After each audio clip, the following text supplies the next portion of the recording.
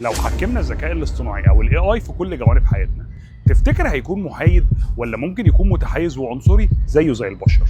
دراسة عملتها بروبابليكا على نظام اسمه كومباس مستخدم في المحاكم في أمريكا عشان يقيموا بيه خطورة إعادة ارتكاب الجرائم. النظام كان بيقيم أصحاب البشرة السمراء على إنهم أكتر خطورة مقارنة بالبيض، والنتيجة إن كتير منهم اتخذت ضده قرارات أشد بسبب الاي اي اللي المفروض يكون محايد. قصة تانية حصلت في شركة أمازون لما قرروا يستخدموا نظام الاي اي في التوظيف.